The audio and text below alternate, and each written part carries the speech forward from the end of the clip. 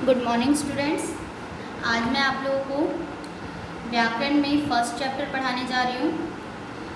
इससे पहले आप लोगों का जो बच्चों लिटरेचर था यानी कि हिंदी साहित्य, उसमें मैंने आप लोगों को 5 लेसन करवा दिए थे कंप्लीट, ठीक है। उसे आप लोगों ने किया था, ठीक है। और व्याकरण हम लोग उस टाइम नहीं पढ़े थे बिल्कुल भी। तो आज से मैं आप लोगों का व्याकरण पार्ट स्टार्ट कर रही हूँ, ठीक है। व्याकरण में लेसन फर्स्ट है आप लोगों का वर्ण, शब्द और भाषा। देखिए बच्चों, वर्ण जो है, वर्ण किसे बोलते हैं, ठीक है। पहले हम वर्ण के बारे में समझेंगे, फिर शब्द के बारे में समझेंगे और देन भाषा के बारे में समझेंगे, ठीक है।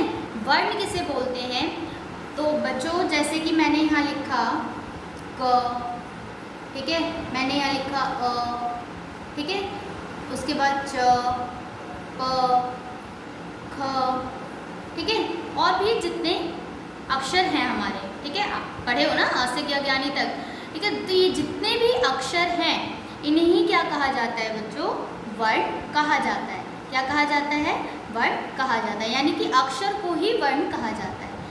अब आप लोग ये बताइए मुझे कि जैसे कि अब ये क है, ठीक है, अब क को और क के और टुकड़े किए जा सकते हैं और छोटे टुकड़े कर सकते हैं, नहीं कर सकते, क ही रहेगा, ठीक है। क में से कुछ और अलग कर सकते हैं, नहीं कर सकते, है ना। तो ये क्या है, ये वर्ण है, ये अक्षर, वर्ण या अक्षर है, ठीक है। और ये भाषा की सबसे छोटी इकाई होती है। अब जैसे हम लोग बात करते हैं, ठीक है, आपस में, तो हमारे मुख से जो हमारे मन में जो भी, अब जैसे आपको भूख लगी है, ठीक है, तो आप अपनी मम्मी से कैसे बताओगे कि मुझे भूख लगी है, बोल के बताओगे, है ना। तो यानी कि आपके मन में विचार आया कि हाँ मुझे भूख लग रही है, तो आप किसके माध्यम से अपनी मम्मी को बताओगे, भाषा के माध्यम से बताने जाओगे, ठीक है, लैंग्वेज के माध्यम से, लैंग्वेज के थ्रू बताओगे अपनी मम्मी को।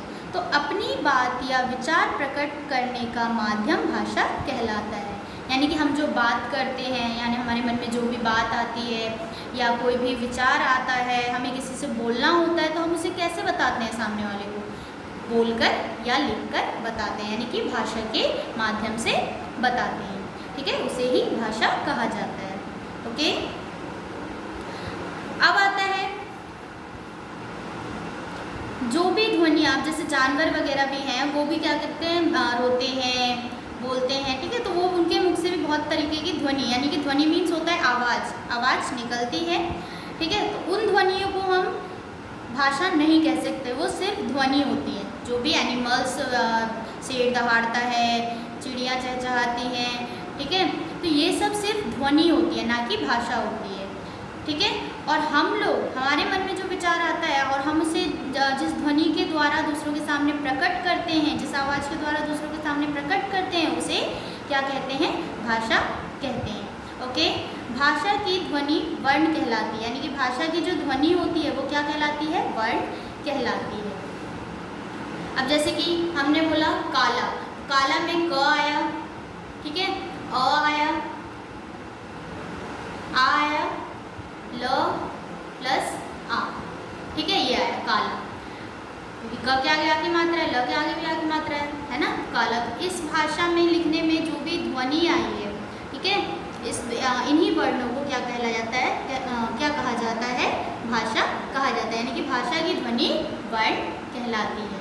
जो भाषा बोलते समय जो हमारे मुख से ध्वनि निकलती है, आवाज़ निकलती है, उसे ही क्या कहा जाता है बच्चों, वर्ण कहा जाता है। ओके, अब आता है वर्ण कितने प्रकार के होते हैं। तो एक तो बोला जाता है, ठीक है, वर्ण क्या होता है, एक तो बोला जाता है और दूसरा लिखा जाता है, ठीक है। वर्ण ऐसी ध्वनि को कहते हैं जिसे बोला भी जाता है तथा लिखा भी जाता है, इसे अक्षर भी कहते हैं। वर्ण को मैंने अभी भी बताया आपको कि वर्ण को अक्षर भी कहा जाता है, ठीक है। और वर्ण के भेद कितने होते हैं, वर्ण के 2 भेद होते हैं, स्वर एंड व्यंजन, ठीक है। स्वर किसे कहते हैं, व्यंजन किसे कहते हैं, अब पढ़ेंगे। इतना आप लोगों को समझ में आ गया कि भाषा किसे कहा जाता है। तो हमारे मन में जो भी बात आती है उसे हम दूसरों के सामने कैसे रखते हैं, तो हम उसे दूसरों के सामने भाषा के द्वारा प्रकट करते हैं। और भाषा की जो ध्वनि होती है, यानी भाषा बोलते समय जो हमारे मुख से आवाज़ निकलती है, मुँह से आवाज़ निकलती है, उसे ही ध्वनि उसे ही वर्ण कहते हैं। ओके, ठीक है। और वर्णों को बोला भी जाता है और लिखा भी जाता है। वर्ण को अक्षर भी कहते हैं, ठीक है। और वर्ण के भेद कितने होते हैं? वर्ण के 2 भेद होते हैं, स्वर और व्यंजन। ओके,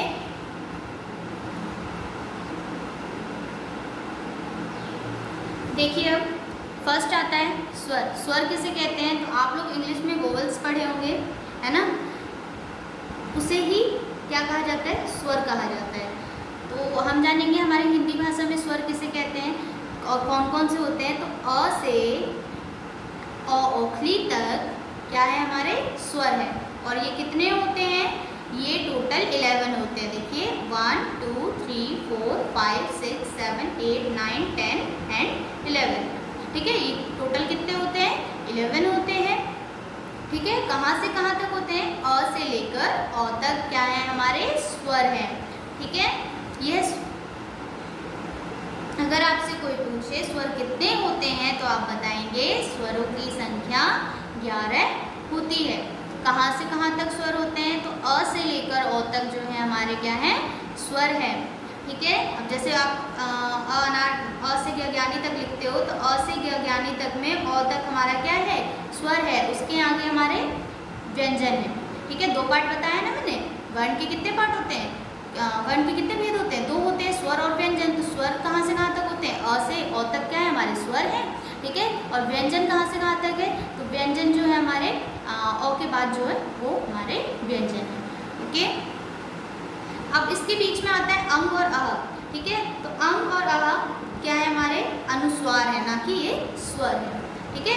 अंग और अह को क्या बोलते हैं बच्चों? अनुस्वार बोलते हैं, याद रखेंगे आप लोग, ठीक है। अंग और अह को आयोग वाह बोला जाता है, ठीक है।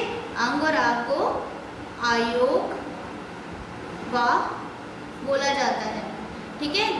और अनुस्वार बोला जाता है अंग की मात्रा को, यानी कि अंग की मात्रा का जो नाम है वो क्या है? अनुस्वार है, ठीक है। और इन दोनों को ही आयोग वाह बोला जाता है। इन दोनों को क्या बोला जाता है? आयोग वाह। अंग और अह को आयोग, जैसे स्वर बोलते हैं, व्यंजन को व्यंजन बोलते हैं, उसी तरीके से अंग और अह को आयोग वाह बोलते हैं। ना तो ये स्वर में आता है और ना ही ये व्यंजन में आता है, ठीक है।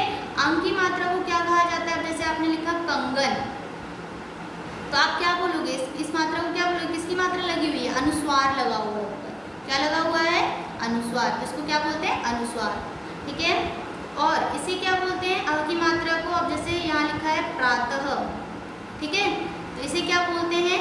इसे बोलते हैं विसर्ग, जिसका संस्कृत में ज़्यादा यूज होता है, ठीक है। इसका क्या नाम है? इसका नाम है विसर्ग, ओके।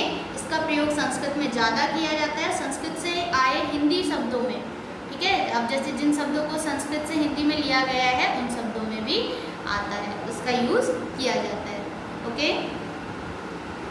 तो आज मैं आप लोग को इतना समझा दी हूँ, नेक्स्ट डे मैं आप लोग को इसके आगे बताऊँगी, ठीक है। तब तक आप लोग इतना समझेंगे और रीडिंग करेंगे, ओके। Thank you.